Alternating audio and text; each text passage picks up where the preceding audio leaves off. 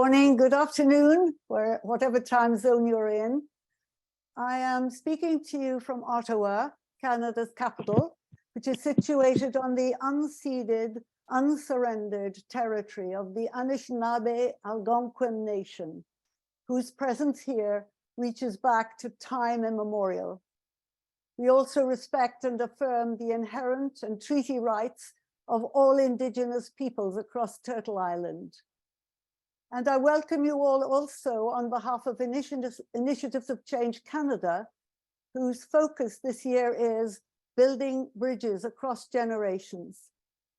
You'll soon discover this evening that our three speakers will bring an intergenerational perspective to the issues that they will address. And of course, I echo Mariella's very warm welcome to those from overseas who are joining us as far away as down under.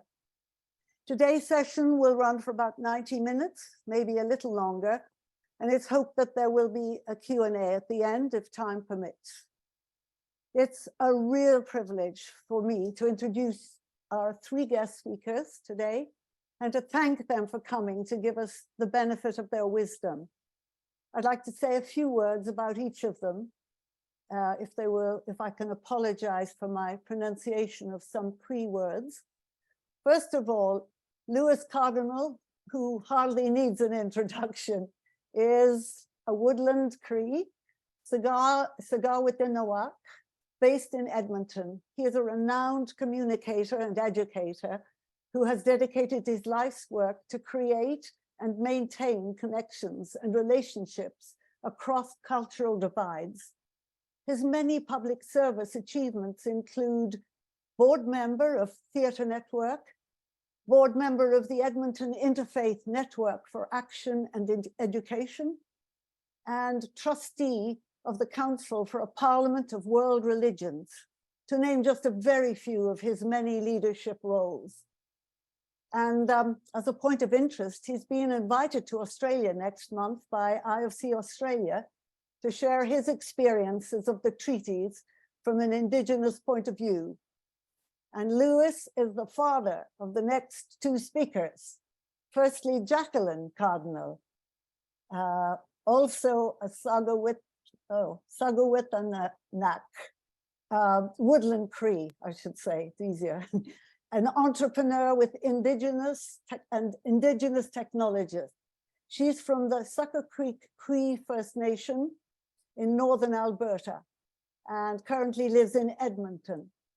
As managing director at Nehewawin, an Edmonton-based storytelling and educational social enterprise, she works to integrate and mobilize diverse knowledge systems in order to realize the promise of our treaties. She has received an ESQAO award for achievement in business, and also a She Innovates award from the UN Women's Global Innovation Coalition for Change for her ongoing entrepreneurial pursuits. And her brother, Hunter, is also from the Sucker Creek First Nation, of course, in northern Alberta. And he is the director of story, also working at Nehewawin in Edmonton. He aims to help those he works with to understand their place in the vast story of creation, and thus to realize their personal power.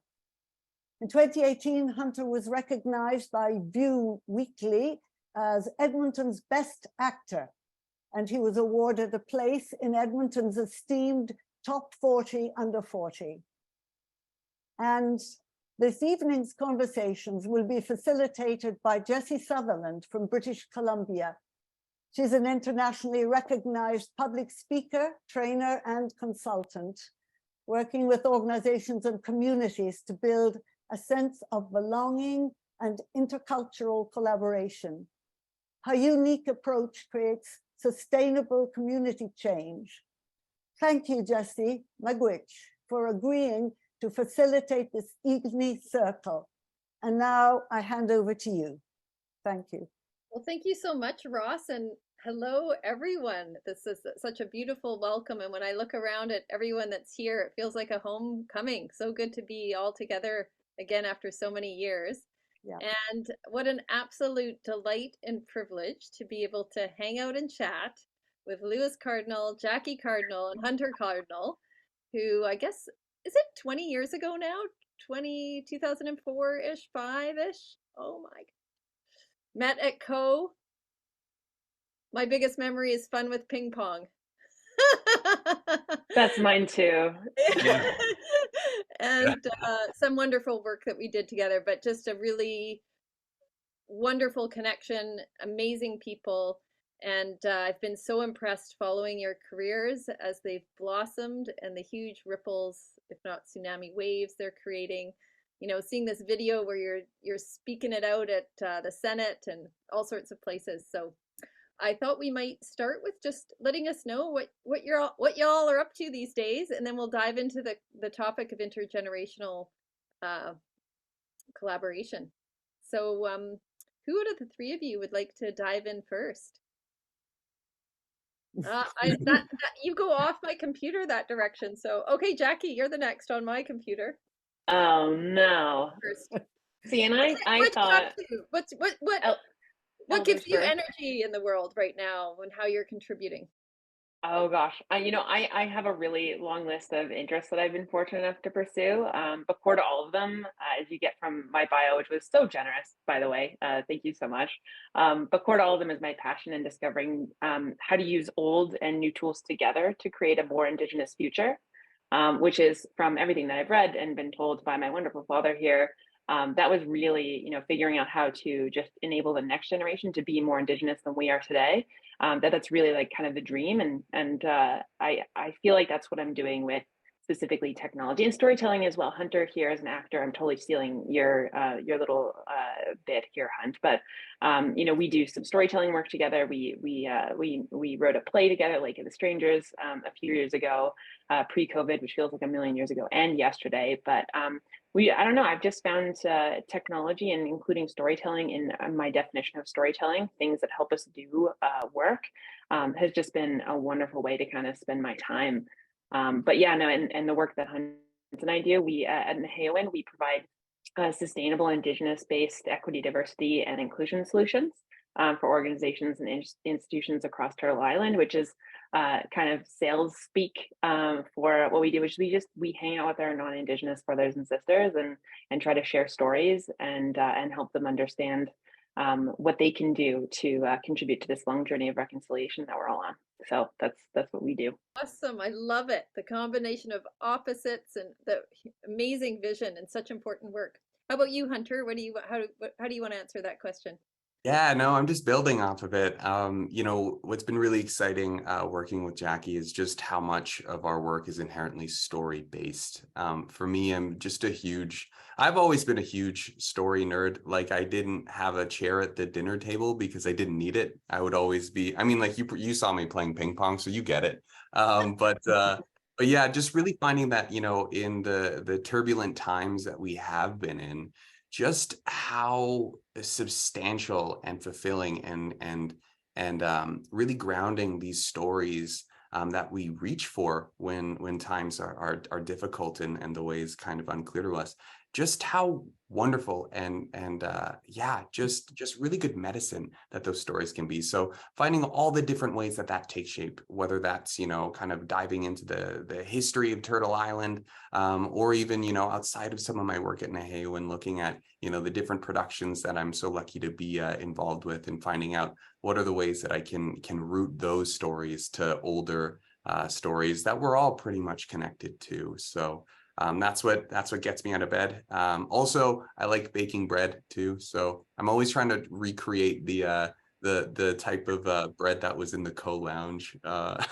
Yeah, that's my go-to thing. So I've been and I used to live with Jack for a couple of years, so I've been experimenting with many different bread recipes. So getting close, maybe. We're all starting to get hungry now.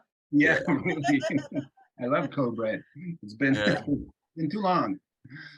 Thank you so much, Hunter. That really resonates with me, the whole how important stories are in this particular threshold in time. I'll pass the baton to Lewis. Well, thank you. And, I want to thank IFC Canada and IFC International and all of you IFCers. And just to say it's so wonderful to be able to sit in a virtual circle with everyone and really share some of the things that that we as a family have been doing. And while we share those things, I also want to honor that our relatives are with us today, and that they'd be proud of the work that Hunter and Jackie have been doing in the work of the good medicine, as Hunter was saying, in the work of sharing stories and learning from each other. Because within that, when we learn how to share stories, we learn more about each other, and that usually is the first thread in building a bridge across divides. And so it's really good to see the work that they're doing is really branching out in many different directions and bringing people in and bringing people together and crossing to the other side of that metaphorical bridge and learning from each other and returning back home. The work that I've been doing now, one of my major project is the development and the building of and the opening of the first urban Indigenous ceremonial grounds in Canada. And about 70% of the population of the Indigenous population in Canada no longer live in their traditional communities. They're in the urban centers. They're not on their First Nations. They're not in their Métis settlements, traditional villages. They're living in the urban centers. And working with elders 16 years ago, they said, we need to create space for the future generations to be able to gather, where families can come together and learn more about their ceremonial history as well as their cultural history. So, and I'm happy to say that as of this morning, the City of Edmonton signed the official agreement with the organization I'm working with called the Indigenous Knowledge and Wisdom Center. So we are now officially opening Kichikal Aski, as we say, which means sacred land. And it's about a 4.5 hectare, 10 or so acres of natural space. And we've been able to build a couple small buildings. And that's a space where people can access it from across the city. Because right now, as Indigenous people, we have to leave the cities in order to do the basics in our ceremonies. So no longer is that necessary in the city of Edmonton. And the wisdom of the elders knew that this needs to also inspire other cities across Canada to do the same. And so far, we've got 6 or 7 cities across Canada saying, "Hey, that's a great idea. Let's do that." So that's been keeping me quite busy and excitedly so. And we're continuing to move forward. My next project that I've been assigned is to return a sacred meteorite that had fallen in Western Canada, not about 2 hours away from Edmonton here. It's called the Manitou Stone. And it was taken away in 1866. And now we'll be returning it back to its original spot for where it fell so we can continue to do ceremonies. So that's what I'm doing, and I'm having a great time doing it as well. It's almost like one of those fantasy novels, like the hero finds the finds the meteorite and returns it. That's amazing. Thank you so much, Lewis. That's really critical work, and it's such an amazing crossroads in time to see all this work come to fruition, and the work that you've been doing for decades to get to this point. So just want to say thank you for the continued dedication and patience with everyone else to find a way to open up their worldview, understand another, and collaborate with you. So that's intensive labor. So, well, following in the vein of my kids' work, it's all about reconciliation. It's all about relationships. And so while we are building new things, we're also sharing it with the rest of Canadians as well. Well, thank you so much. I think, as Ross was saying, there'll be a discussion right now, and I'll put in the chat the questions that our wonderful panelists will be speaking to, and then we'll open up for questions. But I thought before we get to the questions, I would just encourage people to have a little notepad next to them, and you might write down thoughts that come to you. And one thing that I've noticed in conversations like this around Indigenous and non-Indigenous relations, and when there's Indigenous speakers, and also when we're this many on Zoom, it can be helpful to write everything down on a pad of paper that comes to your mind, stories that it gets, stories will come to mind, things that you've accomplished, or all those kinds of things, and really save the question and answer for either a takeaway that you've heard from them, because really the best way we can give back to speakers is know that their words have impacted us and we're going to do something with them, or a question, and to practice the art of brevity. So that's my invitation to you as we dive into this conversation. And as we were preparing for this call last week, I was mentioning to Lewis, and he asked that I share it. In my work, one of the projects, we had a focus group that was hosted by Musqueam with Indigenous leaders on how to scale out the Belonging Matters framework that I've been working on. And what generated out of that was a checklist around Indigenous engagement. And one of the key pieces on the checklist, and I can share it with people later, I can send a link, there's a link to how to download this checklist, was how colonization has eroded intergenerational and intergender relationships, and how this work of decolonization and indigenization, a key piece of it is to ensure that we're building intergenerational relationships and sort of healing those divides that have been impacted by colonialism. So I see this as a really fantastic conversation. And with no more ado, I think everyone wants to hear from our fantastic speakers. So the first question I'm going to toss to y'all. Are you ready? Jackie, Lewis, okay, all right. When we were talking and preparing for this, it's sort of like with decolonization and indigenization, there's what do we have to, the biggest work sometimes is what do we have to stop doing? There's an unlearning in the journey and a learning in the journey. So the sequence of question is, what do people need to stop doing? What do people need to start doing? And what are some promising practice all around intergenerational Indigenous relationship building and collaboration? And then we'll end with what traditional knowledge needs to be brought forward to support intergenerational Indigenous relationship. I'm sure that last piece will be woven through it all, because I think, such a key piece of reconciliation is looking at what has been eroded and how can we strengthen it now and say, take that, ancestors. Yeah. So who would like to go first? What in your view, I'm going to pick on Jackie again, just because she went first last time, and I'll mix it up. What do people need to stop? Oh, someone just doing to foster intergenerational Indigenous collaboration? Such a good question. Yeah, for me, my mind goes first to what helped me kind of think differently about this myself, because even Indigenous peoples, the language I'm speaking, the clothes I'm wearing, I grew up in a very colonial world, and being aware of my own colonized lens was really important.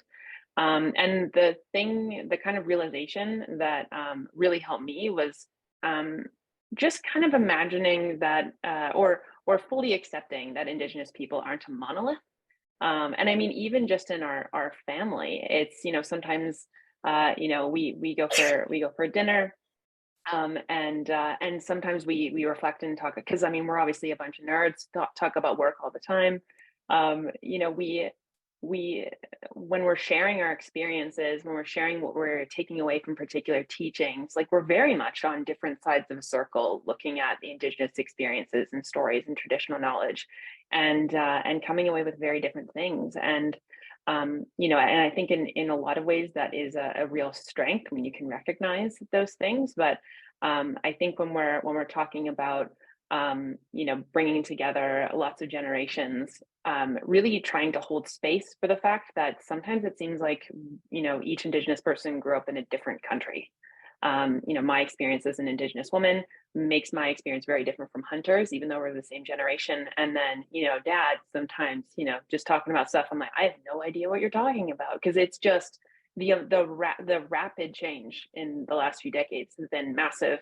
And then I would even say the same for, the young ones coming out, the Gen Zs. Outside of just not understanding the humor as a millennial, I also am just like, wow, you are really standing on the shoulders of even my generation, it feels like sometimes.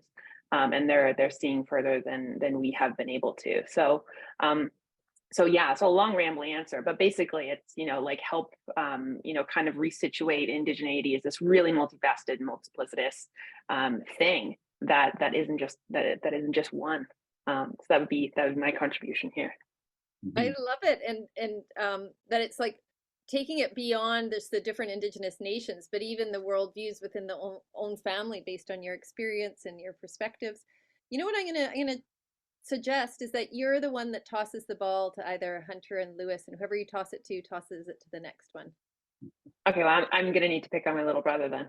Okay. Yeah, I was hoping so. No, I just wanted to build off of what Jackie was saying. For me, when we were starting to do this work, I was trying to get my head around just all of the different ways in which indigeneity takes shape, all of the different wonderful ways that it has taken shape, and all the ways that it's unfolding now. And one of the things that really just stood out to me was kind of asking the question, not just, what should we stop doing to make sure that we're creating spaces to build these relationships, but also kind of like, what could we be missing from the folks that we may not be listening to? And for me, that was particularly helpful as a young Indigenous man, particularly because there's a lot of intersections that I'm just unaware of, that I don't have. And those different perspectives from, a sex, gender, neurodiversity perspective, those can be so useful and so helpful. And I really love thinking about that. Not only because I'm like, hey, this is pretty practical, but also it just kind of makes me feel like, hey, what an embarrassment of riches that we have as a collective community of communities here in Canada, just alone. We're not even talking about, our cousins to the south, or, we're not talking about folks outside of Turtle Island too. So it's really wonderful. So I like thinking about things like that. It kind of gets me excited and really motivated to listen and engage in that good way. I love it. Are you going to toss it to your dad? Yeah, I'm just proud of myself. No, I'm gonna toss it over to my dad. You ready? Boom. Yeah. One of the great lessons that I've learned in my life is that everyone has knowledge and wisdom, even a small child. One of the teachings that I've learned that really help to explain this is an old teaching that comes from Indigenous women elders, and they talk about a child. When a child is born, they say the child is an answer to a prayer that was said from someone either in your family, someone in your community, or someone in your nation. And it was a prayer at a time when they were asking for help, asking for direction, asking for guidance. So each one of us here were an answer to prayer, and you were sent down by the Creator to share your gifts and your talents. And that's why it's important for us to remember that we as the community, we as the family, we as the parents, we all have a responsibility to help nurture that child. Because when they come down, as the elder women say, the babies are born with small hands like this that are curled into tiny little fists. And these tiny little fists are holding those gifts. And so we have to learn how to work with them, to help nurture them, to slowly open their hands so their gifts can be revealed. And then from that, we as a community, we as parents, we as family members, we as a nation, benefit from the knowledge and the wisdom that comes from who they are. And each and every single one of us don't have identical gifts or identical talents. We're all brought down here in that spiritual and divine response to that need from our community. So what does that mean? That means that when we sit at home we listen to the children, because one of the things that we have to stop doing is the hierarchy of knowledge, and saying that, oh, it's the oldest ones that have all the knowledge and have all the answers. If we really believe in that understanding, we know that each individual is carrying with them perhaps that small piece of a puzzle that we're trying to solve. And that by listening to them and creating that opportunity for them to share, we can learn from what they have to give us. And that's one of the things that great old elders have taught me. Listen to the children, because they can and have knowledge. When I go into ceremony, the elders always like to see young people in there. They said, because not only are we going to benefit from what they have to gift us, but it's what they have to say. And if you listen carefully, you can hear that wisdom, and you can hear that ancient knowledge at times make its way out into that ceremony and out then into the world. So we have to recognize that each of us are carrying that knowledge, and we must take that time. And that's why we need to be able to use the circle to help us to listen.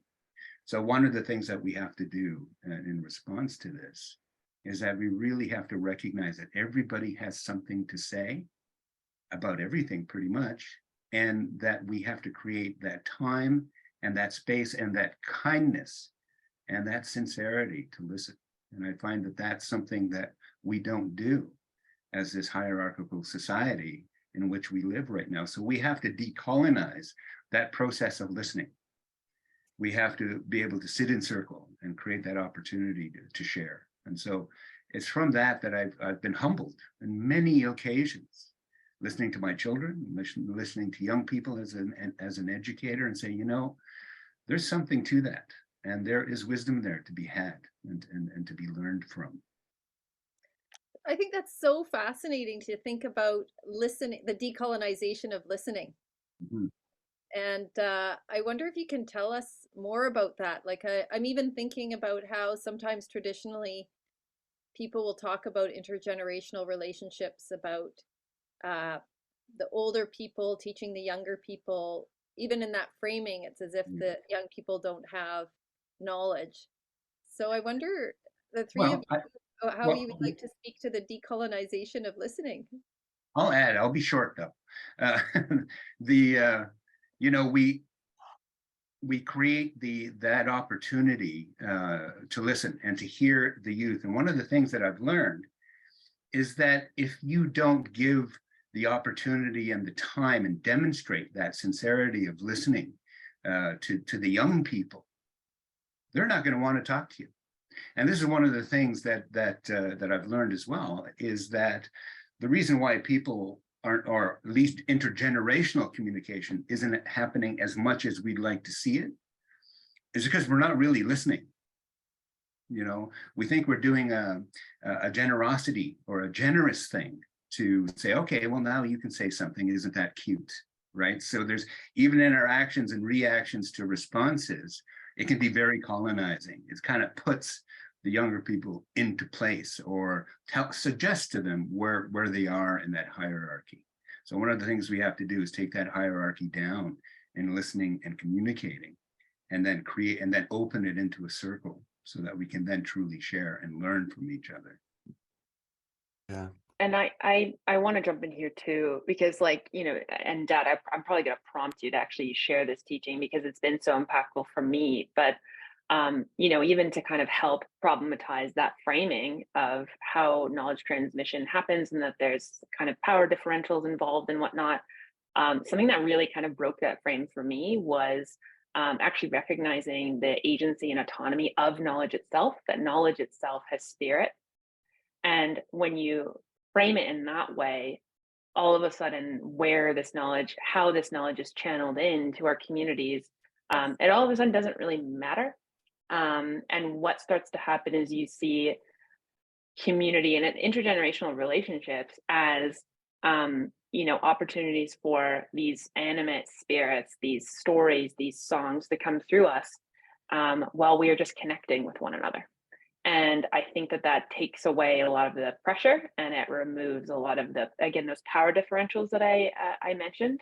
And it also allows, especially Indigenous youth, to almost kind of like take back that sense of like into an intuitive sense of how to connect with culture as well, and to free that and to allow them to connect in their own way. So I didn't need to actually put you on the spot, Dad, unless there's anything that I missed there. But that's I been think, very, very important for me. I think Yeah. you said it wonderfully.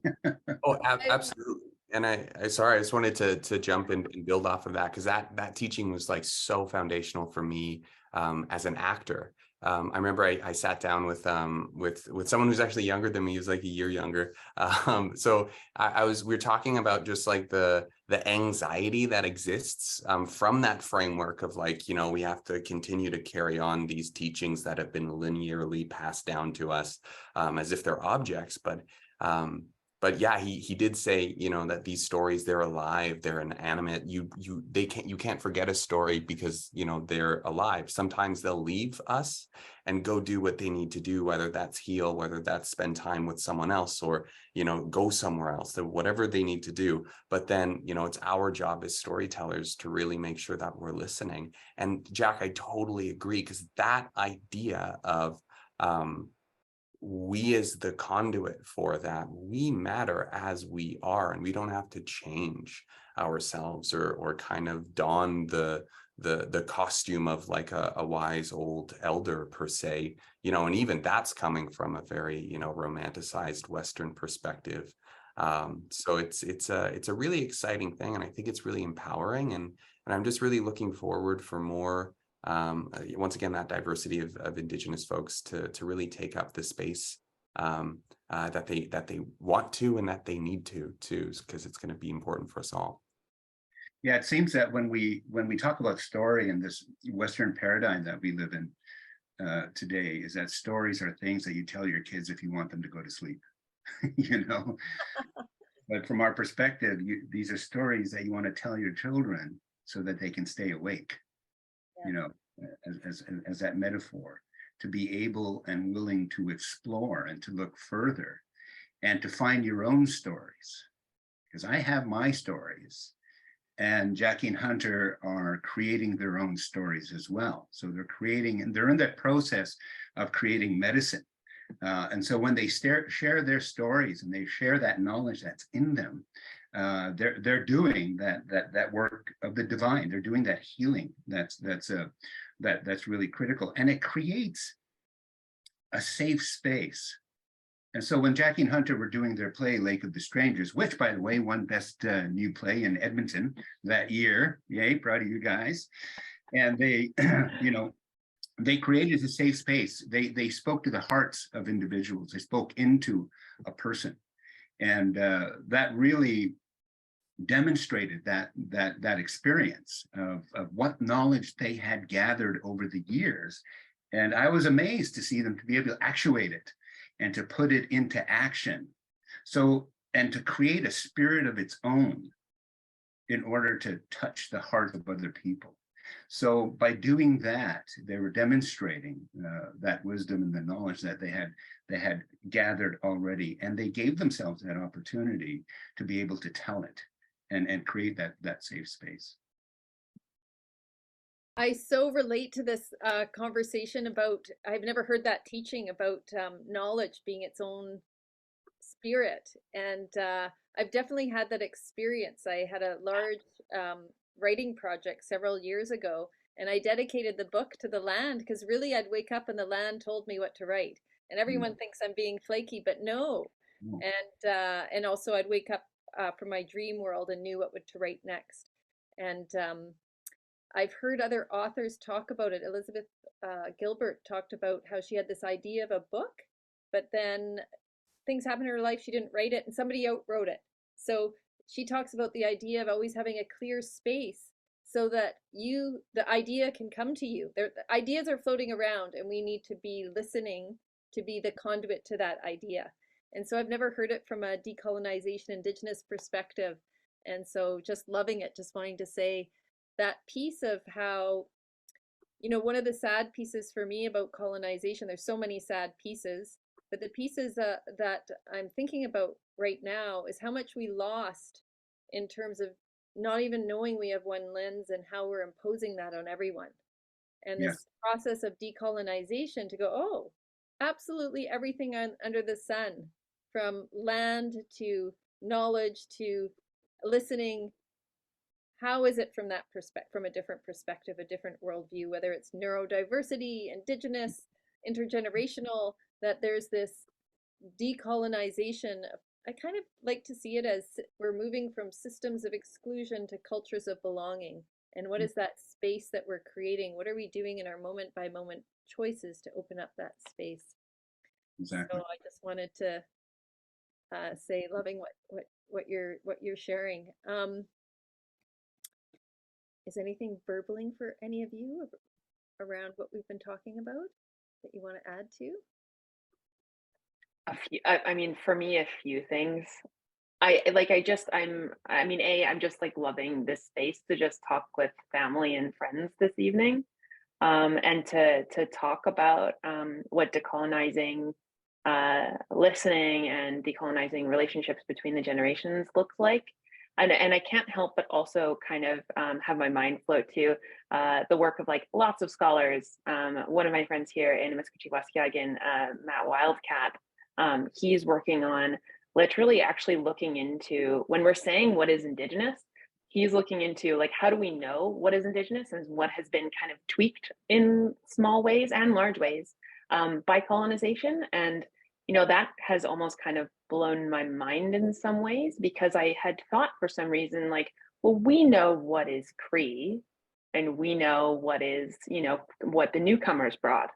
But actually, there's been like hundreds of years of mixing. And so we don't actually know. And even that kind of almost like kind of creative compositional practice of even kind of realizing that when we're saying we're decolonizing things, in a lot of ways, it's not just, you know, peeling a sticker off of, you know, a truth that underlies it.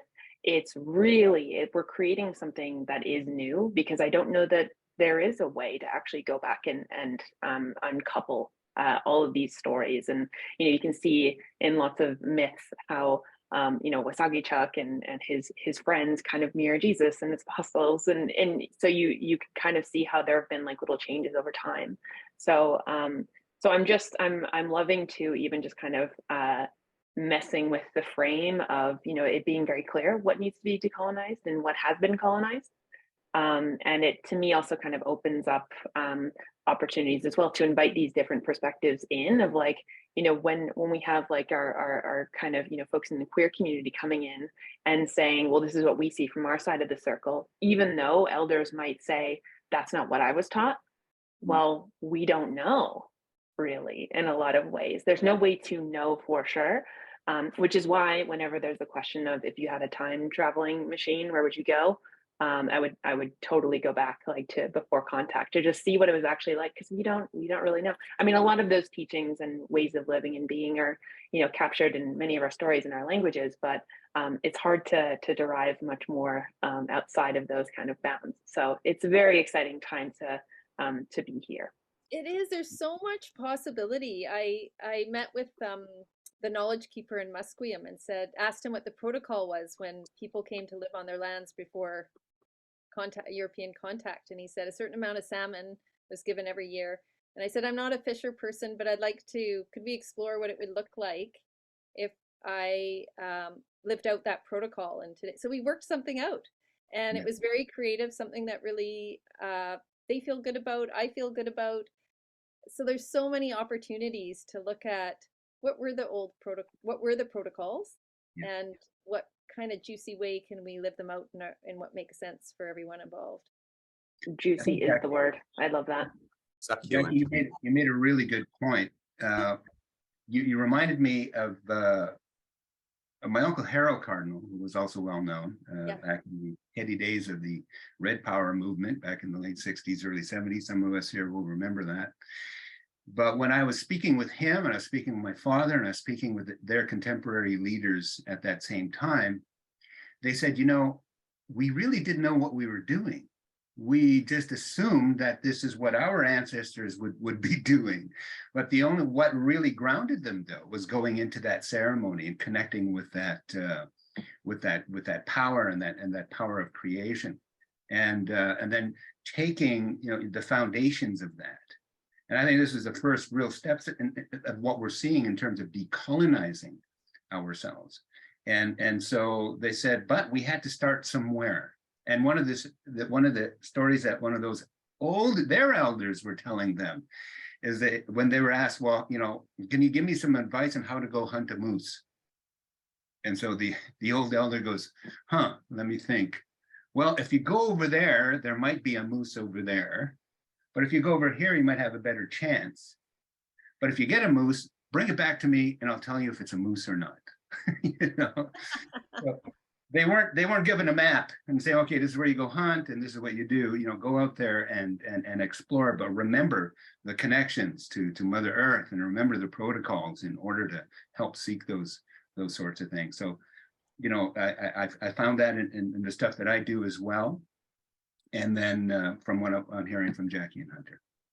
So it's that piece, it sounds like a big piece of the stop doing is prescriptive models, prescriptive linear models. Yes, because I think a process will identify itself once you begin the journey.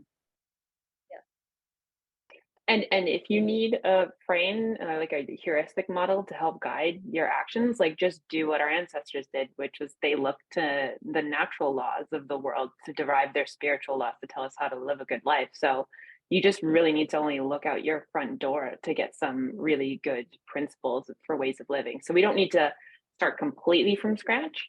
But I really like that kind of, you know, that kind of model for developing and seeking wisdom and kind of almost proving it for yourself is looking to nature and seeing how it kind of maps there. So, because for me, having no rules at all freaks me out. So just to add that in for others like me. That would be it's no guiding principles or whatever. Yeah. But And are there, you know, promising practices that you see? So we've you know, talked a little bit about what people should stop, what should, or not should, but you know, what would be helpful stopping and what would be helpful to start doing. Do you have any examples of some intergenerational relationship building and collaboration that you think has nailed it? I feel like I've been talking a lot, but I can start us off if that makes sense. See, you started off having to pick up like on me, and like now I'm like electing, and I'm just like, get out of my way. You know what? I think you were channeling the first thought. I love it. I love it. It's not your thought. It's coming. Yeah. Yeah. You know, another thing that's been really helpful, and I guess we touched on it a little bit by talking about the play is. I think when we conceptualize of like connecting with culture and developing relationships, especially from an Indigenous perspective, we go into serious mode. And I mean, like you can kind of get it from our like vibe here with our family. Like laughter and humor is so important. Storytelling is so important. You know, you don't always need to, again, going back to the prescriptive thing, there doesn't need to be a kind of purpose for gathering. You can definitely get together and just intend on trying to laugh as much as you can. And, you know, I'm in. Right. It's a great way to learn. And like, you know, and I know that Dad has, you know, you've always told us like, you know, laughters and tears bring us close to the other side. It brings us close to our ancestors. And so I always like to think about that as like, you know, it's not messing around. Sometimes that's how we connect. And I find that kind of helps bring especially young people, speaking totally on behalf of just myself here, but I have an inkling that this also resonates for others, really kind of helping to remove that kind of delineation a lot of us have between the sacred and the mundane of like, this is everyday life where we have fun and then we go into a sweat lodge and you're supposed to be very serious while you're in there. And it's like, no, we can, you know, in Indigenous perspectives, you know, there are no divides like that. So how can we kind of bring those together? And I find that like humor and play are so important. And I wish that we had more teachings. Maybe they're off healing somewhere, teachings to help us connect with play and with laughter. But until those come back, we'll just keep making bad jokes, I suppose. Or maybe you're going to channel the teachings through you. Maybe. I'm going to try.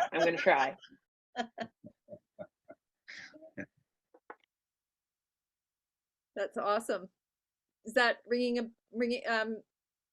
touching you in a certain way, Hunter? I'm kind of looking at you with, it seems like things Yeah. are going through your head. No, totally. Yeah, I had a wheel and then it slipped and I was like, wait, no, I got it again. And then I was like, wait, no, I forgot. And then I wasn't breathing. But You're no, not the only one.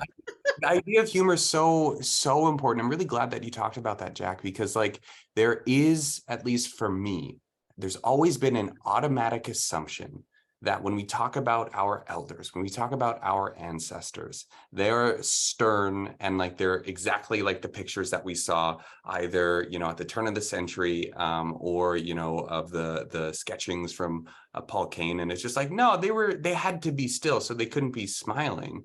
But like just even thinking about humor allows us to actually humanize our relations. And really think too, like, well, you know, when we're talking about those that have passed on and that those are who are on the other side, our ancestors, those are recent family members too. Those are our cousins, those are our aunties, you know.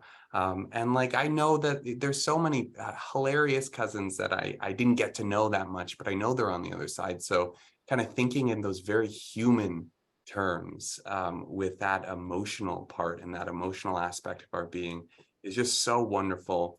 And you feel less alone. And it's so beautiful. But I 100% agree, Jack. I think humor is so amazing. And actually for me, you know, because I like looking at history stuff.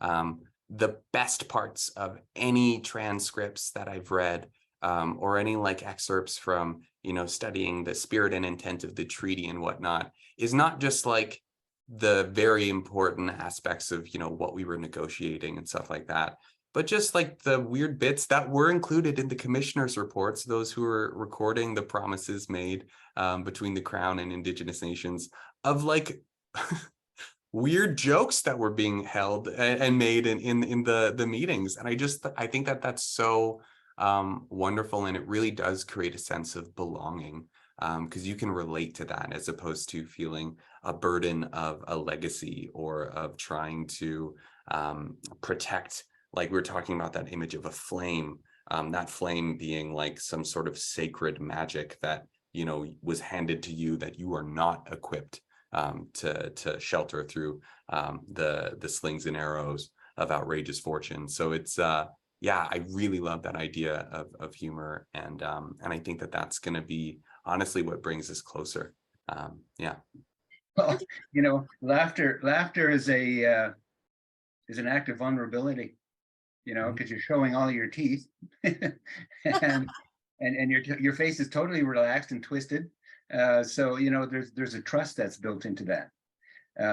Colonization, you know, when we strip away the historical frame of it, the colonizers came and colonized us. Today, I look at it as how we colonize ourselves as well, how we get really super serious and say, we have to find a solution to this, or I will find a solution to this. And we colonize the next generation by taking away that freedom, because the opposite of colonization is connection. And so by participating in ceremonies, by participating in communal activities, we're creating that portal, that doorway to connection. And when people are connected, from how I understand things, is people then start to open up and the truth starts to present itself. And if you don't have a relationship that's built on truth, then you don't have a relationship. And that truth can be challenging. It can be funny as heck, but it also is going to bring something that's going to potentially change or change the issue that you're trying to address. So for me, when we talk about colonization in a contemporary context, I think about it personally, the internalization of it, and how I may want to colonize the stories that I have to make them fit into a particular box or frame, or how I want to colonize a setting in order to control the dialogue. Those things happen, and that happens to human beings, because human beings have a tendency to become controlling, because we're ego driven in so many ways that we forget to trust the process that we find within our ceremonies. And when we talk about rules and things, well, actually, Ceremonies are, ceremonies and natural laws are our Robert's Rules of Order. It teaches us how to live in balance and in a good way. And that good way doesn't mean we have to be super serious every single waking moment of the day, but we can laugh and we can have a good time and we can be vulnerable because we're in a safe place. I find that's a big leap for a lot of non-Indigenous people to really grasp the depth of what is meant by ceremony and the importance of creation stories. I think it often goes through a lens that doesn't quite get the power of regeneration that can happen. What the decolonization of power.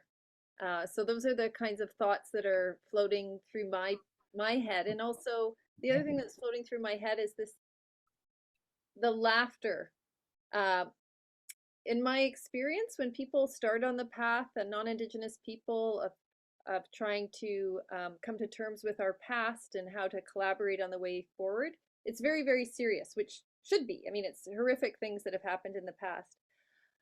When people have gone through the journey long enough to see the tremendous joy in liberating ourselves from a worldview that has limited us and the expansion of our inner world by going on this journey, how incredibly important it is for humor. And I don't know if you want to speak to any of that around humor when you're collaborating with non-Indigenous people around these issues. And well, my experience, and I'll be very short, my experience is that when you can start to make people laugh, they trust you more, because you've made them laugh. You've helped them open up.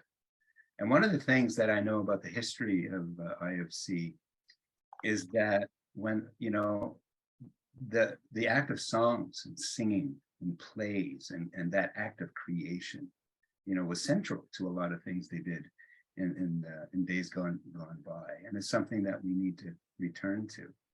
And the youth, could lead the way in that. And I think that's a strategy that we can engage with in order to have our youth sit with us again, in order to talk about these important issues. Yeah, no, absolutely. And, just thinking about because Hunter and I in our work, we're primarily facing non-Indigenous folks. And I would totally, and I think this is where you might have been going, Dad, too, is I almost always lead with humor. And I reflect too on our mom's side. Hunter and I, we're Polish Jews by way of Long Island and Israel.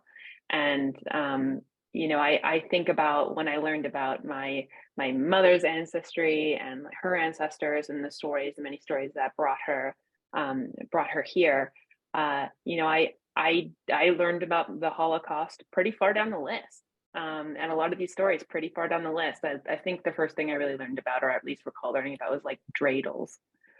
So those types of things. So I also think about what when we teach folks about Indigenous histories, Indigenous also contemporary experiences and Indigenous futures, being really careful to couch it in also an Indigenous worldview, how we have seen where we came from, and really seeing the last few hundred years as the historical kind of blip in time that it actually has been in the grand scheme of things. Obviously, it's been massively influential, but it really only has been a very short time. And how can we make sure that people understand those stories and feel grounded in them, and understand that and see the strength in those things? And this is totally what our play was about, is Hunter and I trying to convey, look at all the love in our families, look at the amazing stories, look how long we have been here and how strong our roots are.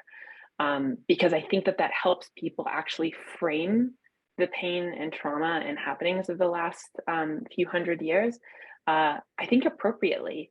And it can help people not just have that kind of paralysis of, oh my gosh, this is horrendous and there's so much work to do. And it helps people kind of have a very clear why of oh, this isn't just about helping Indigenous peoples, kind of come out the other end of colonization in a good way. This is about all of us decolonizing ourselves. So, you know, and I think that that's really, really powerful for non-Indigenous folks when we work with them, which again is primarily who we're facing. So, and that's a huge component of that is humor. Hunter and I, like, we try to, you know, say actually at the beginning of all our, you know, presentations where we're meeting with people, I'm like, you know, we're going to joke a lot. It's totally okay to laugh if you find it funny. So yeah, yeah, it's not, you know, coaxing them to laugh at an unfunny jokes, but maybe it is. But anyway, so I find that humor piece is massively important, and to build on that too, because I mean the humor piece is so important, but you know, kind of highlighting something that I think we've talked around but not directly named is the importance of seeing ourselves as within a 7-generation kind of frame on either side, contextualizing ourselves as, you know, we're kind of the last in line of 7 generations that have made decisions with us in mind. Whenever I read these commissioners' reports that Hunter mentioned, or interviews with our ancestors that protected the rights that we now enjoy, I'm blown away by it, because they did that for us, and they thought about us, and they loved us before we were even here.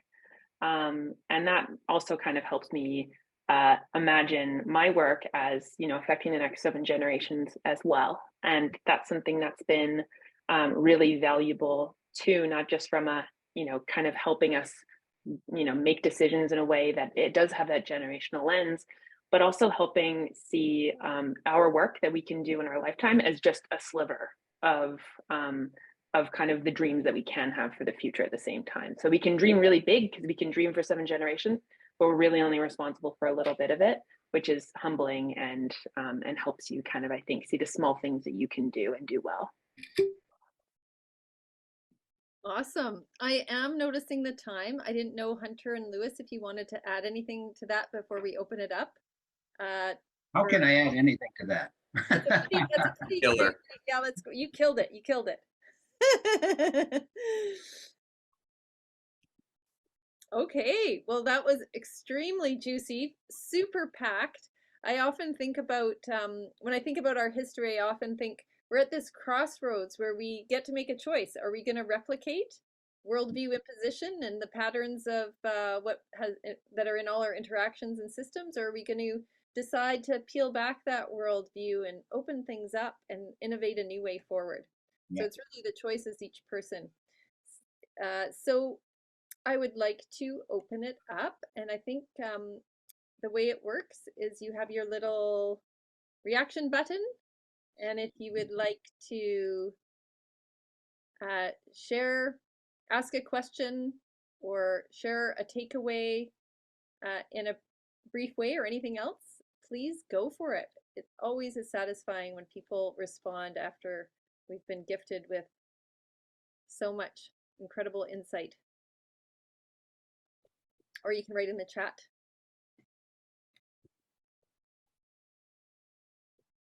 Now, this is not right. I've never been, oh, Warren, you have to raise your hands with the little reaction buttons or it doesn't come forward. So Warren, nice to see you. Haven't seen you in a few decades either. What's coming up for you? I have a question about, we've assumed oral tradition, oral storytelling here. All of you are writers. What about the importance of writing written stories in this process? Yeah, well, let me attempt to respond to that first. Is that Indigenous people have had writing systems. They also use mnemonic devices to tell stories. When you look at a painted teepee, it has a story around it. And so when you see the different animals and different symbols, it represents a story that the owner has and is sharing with the world. So that writing part of it is really it's still there, and it's a part of recording the stories, recording the histories, but also creates the opportunity to tell new ones as well. You know, so writing is important. It marks the time. It marks the story at the time that you write it. Jackie or Hunter, anything coming up for you to add? Yeah, no, just the written component of this is so fascinating to me. There's some great work out there. One thing that I learned that blew my mind was that a lot of Indigenous folks here in Turtle Island, I'll just say, had multiple forms of literacies that go beyond just the written word and go into more specific, like what my dad was saying, to mnemonic devices, symbolism, really, really fascinating stuff. And even what gets me excited is just looking at the different ways that took shape in, you know, our cousins to the south in South America, particularly with the Incans. And their system of capturing stories through these beautiful, intricate knots that I'm so curious about. So it's really, once again, important. And there was a knowledge keeper that I was speaking with, kind of always goes back to this image of the lake, saying, you know, that lake represents life.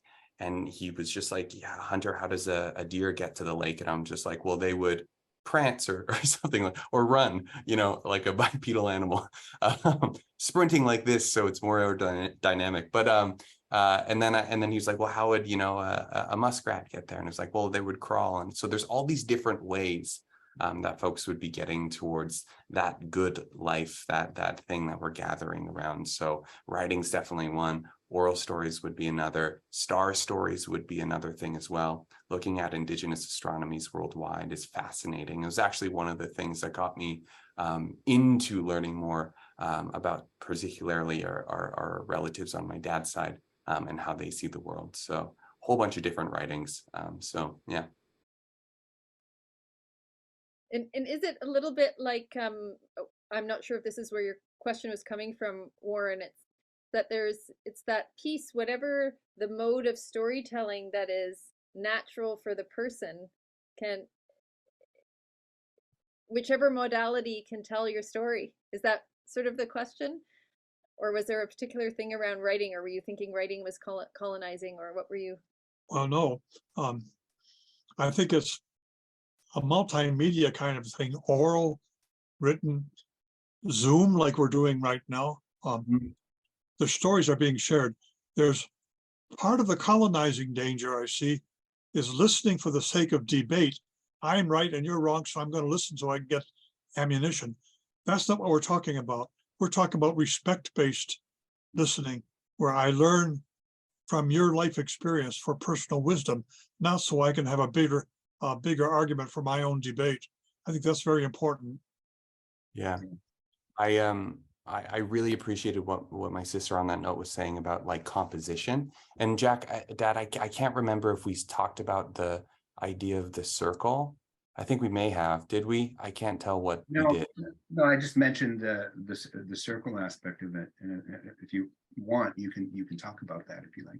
Yeah, no, I just to build off of what you're saying there, Warren, is just like the idea of the circle is, you know, if we were to gather around it in a circle around a tree, for example, and we were all to describe sort of what that tree looks like, it would make sense that each one of us, if it was the 5 of us right now, we would see different things based off of where we're at. And there's not one right way of looking at the tree, but there's, you know, a beautiful composition of all these different perspectives that are informed by our unique circumstances, life, position in that circle. And I remember, Jackie, you were the one who kind of really inspired that teaching with me, and is something that I always have to think about, because it can be so quick for me to be like, no, there's only one side of the tree, but that doesn't make sense, you know. So it's not just a tree; it could be a question, an idea, and what we need those different perspectives to build that multi-dimensional understanding. So yeah. I like that multi-dimensional understanding. I love it.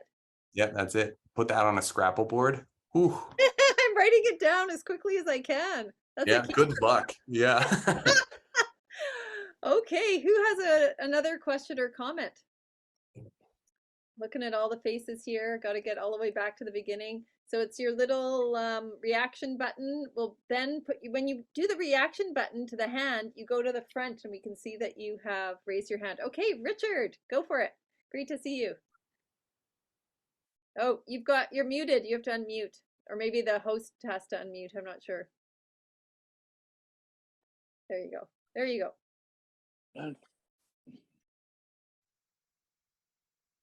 Oh, I think we can't hear you. Unless you're very quiet. Can we see your? Well, this is a So, Yes, we can hear you now. multi-dimensional way of communicating. You Lip can hear me reading. now? Yeah, this is more a reflection than a question, but I spent 10 years of my youth in an English boarding school, the kind of place where the mentality was formed that fueled colonization. So then I skipped to, I was very touched by, Lewis, your reflection on children being sent into the world as an answer to prayer. And I've always, it made me wonder who was praying about my 3 sons coming into the world, because I think they arrived at a time when I thought I knew what life was all about, but I think they were sort of sent to me as a form of re-education. And it was sort of scary to begin with, but I gradually got used to the fact of being sat down with one or other of my sons and have my mind open to a totally new view of the world, and got to the point of being amazed by it at various levels. One, sort of how much wisdom there could be in someone so young. I will leave my reflection at that and let you take from it what you will. Well, thank you so much for that. And I think before my kids were sent into my life, somebody was praying really hard for me. Because I learn all the time when I'm with Jackie and Hunter, and trust their views and trust their skills and their life experiences to really provide a different kind of leadership within the family, which really presents itself in a very honoring way and a humble way as well. So yeah, I know what you mean by that. That's absolutely true. Awesome. I'm noticing, unless Hunter, Jackie, have something to say, I notice Lisa has her hand up. Should we go to that, or did you want to add anything? Thank you so much. No, we need more cardinals in here, please. Yeah. Get another cardinal in Lisa, here. Lisa, go for it. Hello, thank you for taking my hand there. I just wanted to comment back on when we were talking about laughter and the importance of that in general. I think my mom had married, like, one of my stepfathers was definitely not Indigenous, and I remember growing up, laughter was not allowed. So in the household, it was never, if you laughed, you were in trouble. So in leaving that home and in meeting most of my Indigenous family, I think the biggest joy that I have was the constant laughter of my kokum and my aunties, and just learning that was actually something that was so healing for us. And I've done that with my own son. I had partners that just they could not. I don't understand the worldview that does not appreciate and love laughter. Because it is so healing. And I had written in the comments earlier that oftentimes we'll be laughing at what others might deem inappropriate times. And it's very, very healing. So like even when our father, like Lewis is my brother, when our father had passed away during the wake and like the time that we had been watching over his body, what we did was shared stories while we watched over his body for the few days that was traditional for us to do. And we shared so many stories, and here he is laying in his casket, and we're here sharing stories and laughing so hard at some of the things that we talked and shared about, but it was very healing for all of us. So I love that, and I've shared that with my son, and that's one of the biggest things that he's taken away, was that he's happier being able to share laughter, even in times that are sad. And I think that it's really important that we can grasp onto that kind of healing medicine for people, because in the normal world, it just seems like it's not embraced the way that I just appreciate it so much. So I wanted to kind of comment on that. Thank you. Thank you, Lisa. That's really important. Appreciate that. I'm looking at the time and I wonder if I can speak in French for a minute to mes amis francophones. Est-ce qu'il y a une question? Je peux faire la traduction à nos trois amis. Alors, je veux créer un peu d'espace pour les francophones. Which is the end. With no pressure, no pressure. There is one comment in the comment section in French. Jessie, you maybe want to read it? Yeah, Giselle was just commenting how she's very appreciative of the exercise around the tree, discovering how each have their perspective around the same reality, and that the journey, it's a journey of mutual understanding. And she says thank you. So thank you, Giselle. And somebody had their hand up, but before I could see their name, they put their hand down, so I can't see it. Oh, here we go, Jim. And my name is Jim Biggs and my wife Tui. We've been involved with Maori Armador initiatives of change for 68 years. We're both in our 90s and looking very much to your visit here, Lewis. You've got a great team there, and you're coming at a very significant time in our country. We now have a government that is supporting the Indigenous people to give them a voice in our parliament. And one of the issues that I know IFC is a movement for reconciliation. And we are seeing now some chinks in the armour of our First Nation peoples division themselves.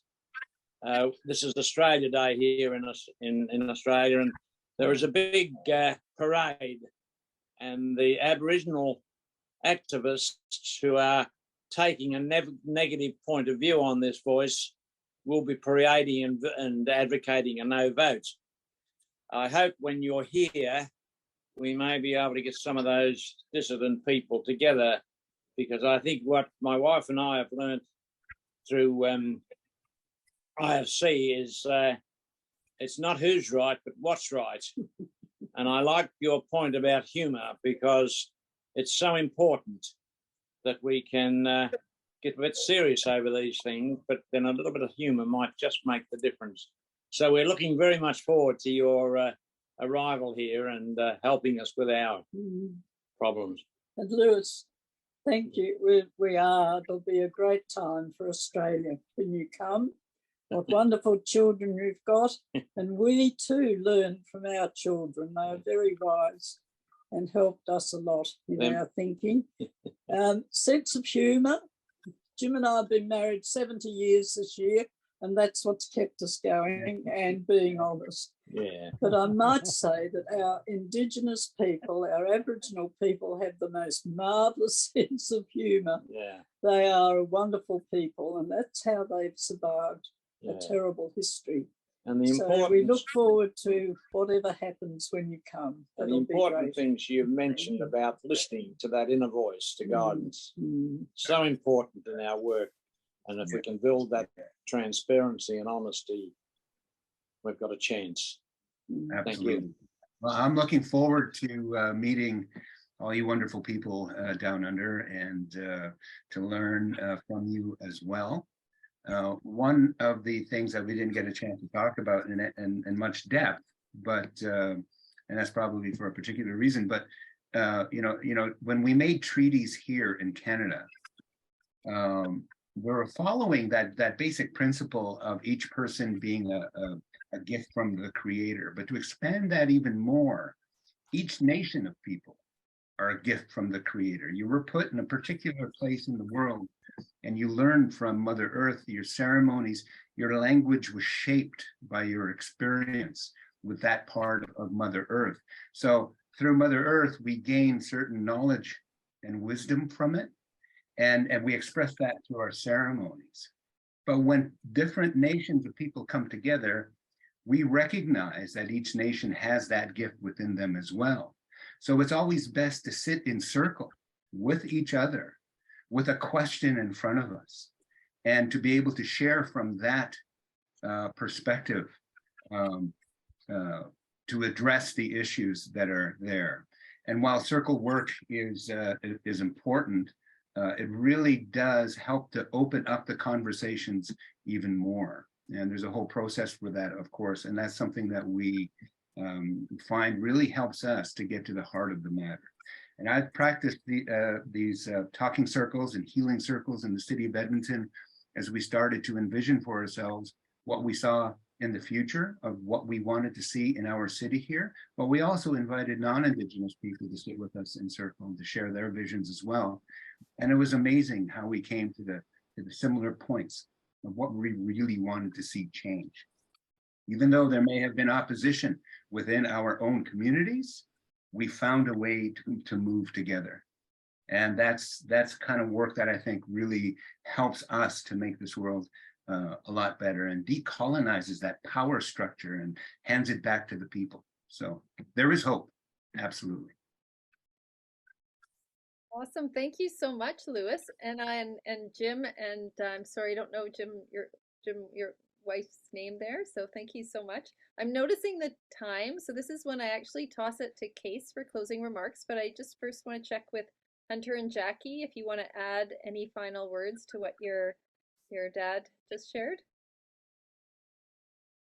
Oh, it was great. Good work, Dad. No, thank you, son. No, that was beautiful. You're not channeling something else? Not at the minute. I think I'm fresh out.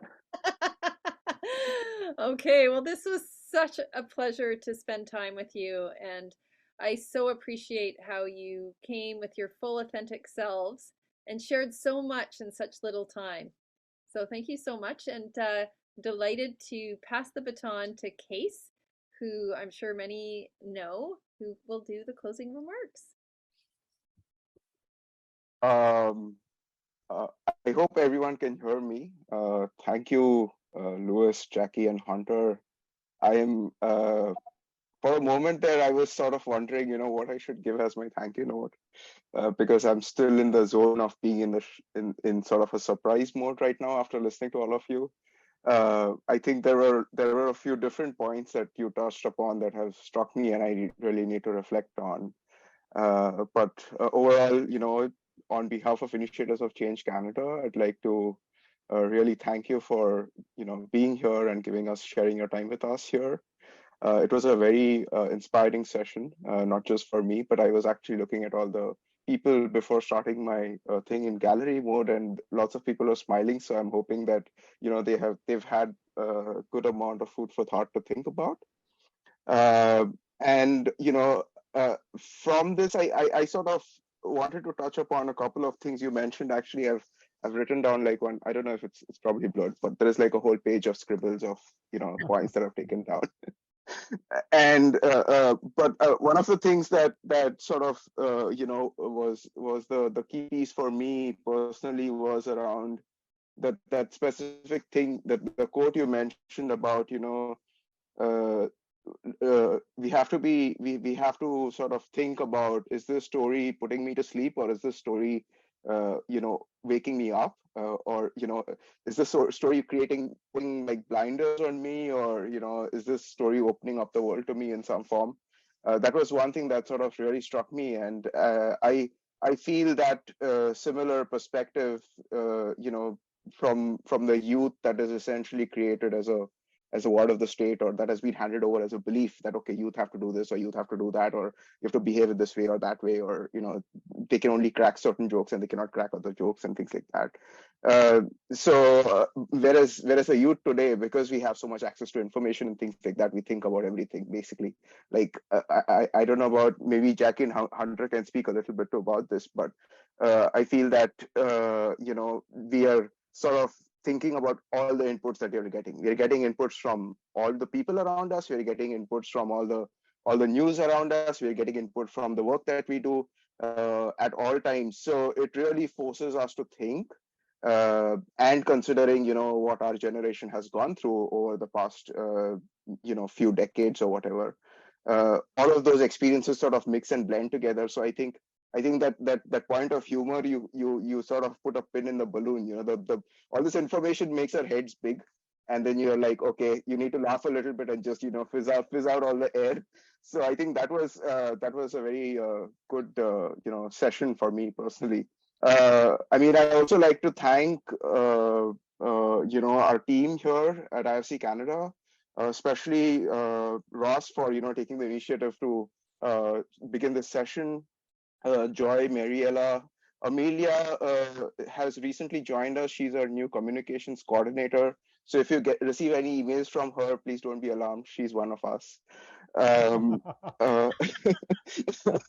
uh, and you know, I really feel grateful, you know, to be part of this community of people who are able to really, you know, think to this depth and this level of understanding.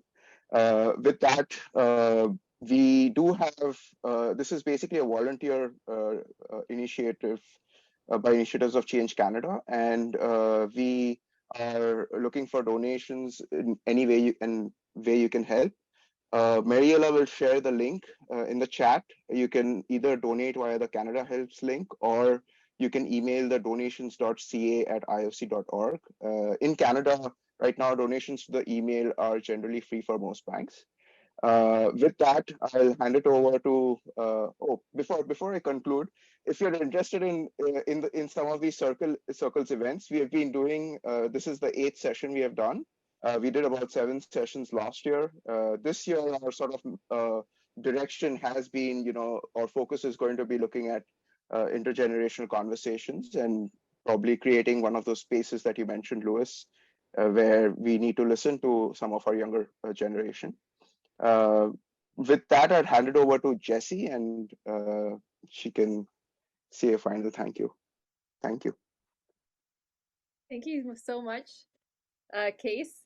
It's great to be all together again. Recognize so many familiar faces, and know that everyone here has so much expertise, and so grateful for the work that you're doing in the world. And again, a big thank you to Louis, Jackie, and Case. Sorry, Louis, Jackie, and Hunter is looking up there.